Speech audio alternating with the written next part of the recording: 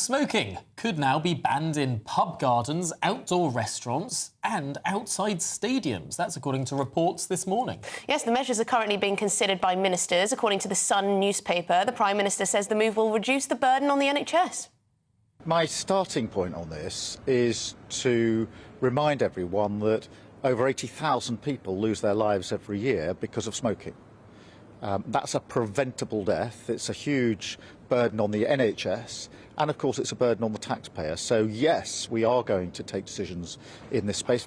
More details will be revealed, but this is a preventable series of deaths, and we've got to take the action to reduce the burden on the NHS and reduce the burden on the taxpayer.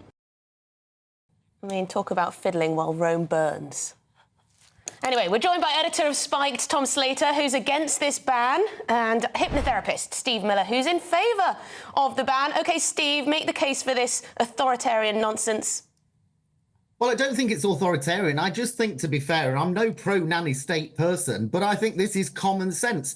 What he's actually proposing is there would be a ban on smoking in pub gardens where a lot of children play, outside nightclubs where a lot of people gather, restaurant terraces. I don't know about you, but I don't want smoke in my face when I've paid a lot of money for a meal.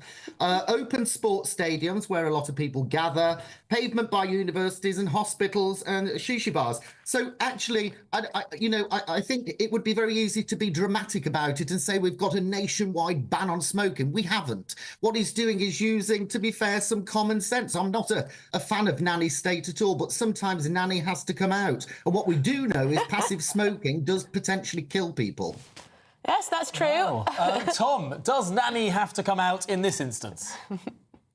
Absolutely not. I mean, and it's also worth remembering that they also want to bring in a nationwide ban, albeit one that's going to be escalated through the age ranges. But taking that as it is, there is no real case for this, at least in terms of the arguments that are being made. The idea that smokers are a tremendous drain on the economy, on public services, numerous studies have shown now that actually non-smokers tend to cost the taxpayer more in terms of healthcare, in terms of social security, because they tend to live longer. That's just a simple fact. If you want to talk about the economic impact, it's going to lead to thousands more pubs closing. And even the government's own impact assessments points to that happening if you have an outdoor smoking ban. Then there's the question of health. The idea that someone smoking within a few feet of you in a pub beer garden is of any threat to your health of whatever age range is nonsense. Everyone knows that this is the case. And I think this fundamentally comes down to the fact that within government, within this party, as well as with its Tory predecessors, there are just people who believe that it is their right, that it is their job to impose their own taste on the rest of us. That's what this is about. Smoking has been declining over many decades now, not because of nannying policies like this, but because of education, concerns about health, rise of e-cigarettes and so on.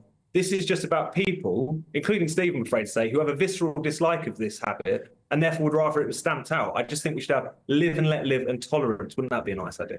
Yeah, I think in this country a lot of people aren't live and let live. They quite like banning things they don't personally partake in.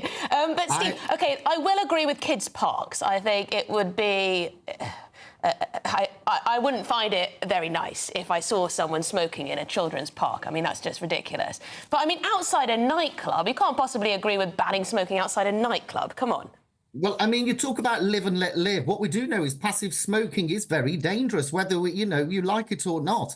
The truth is that this can affect especially pregnant women and children in particular. So live and let live is one thing, but the reality is another. The other thing that I would say is, and this is where I agree with him when it comes to kids' parks and stuff like that, is the role modelling. What child should be seeing a parent smoke their head off in front of them? We know that kids copy parents. So common sense says to me, actually, that's not a great role model to show. So we're not, and we have to remember, we're not talking about a nationwide ban. We're talking about common sense. So actually, that's why I agree with it. I think, common sense to prevent passive smoking. And at the end of the day, on a lighter note anyway, I think we should be encouraging people to stop smoking. And if I'm on a night out outside a nightclub, the last thing I want to do is snog a smoker anyway. Well, let's throw that to Tom Slater, because there is this argument about second-hand smoke, that it isn't an individual decision. You're affecting other people too. We can get highfalutin and talk about sort of philosophical positions on this and the harm principle. Is that not an argument? Well, the debate about secondhand smoke is a lot more contested than people realise, but it's not contested when you're talking about outdoor spaces. There is no solid evidence. There are no one really claiming that outdoor smoking in an open space is really going to be an impact on anyone else. This is just about, as we were talking about previously, a fact that some people have a visceral dislike of these kinds of habits and would rather they were crushed out. I mean, if Steve is so worried about pregnant women inhaling smoke, pregnant women don't tend to gather in the smoking areas outside nightclubs. That's not generally an issue. This is very disingenuous, this argument. And look, there are all kinds of lifestyle choices, habits, tastes that I find bemusing. You know, cycling, teetotalers, people who like Paloma Faith. I don't want to go around telling them that they can't enjoy these things. And that's what this is about fundamentally. It's about this desire to just impose one's own taste on everyone else. Yeah, but the thing there is, teetotalers and cyclists, as you mentioned, aren't potentially going to be harming other people, where smokers do potentially harm other people. And actually, whether you need to look at the NHS website, mate, because you'll find out that a lot of harm is done through passive smoking. And so again, I come back to the point. What Keir's recommending here is we ban smoking in public Steve, it's not going to end here, though, is it? Gathering. It's not going to end there, though, is it? You know, your junk food, other things. I don't know what else they could ban. Drinking.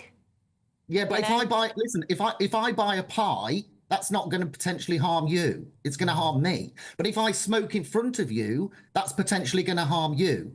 Yeah, okay. Well, gentlemen, thank you both for joining us and talking through this issue. I'm sure it is not a debate that we will settle at 22 minutes past 12 here on this programme, but perhaps... Why not? Well, I think it's going to roll and roll and roll. We look forward to the details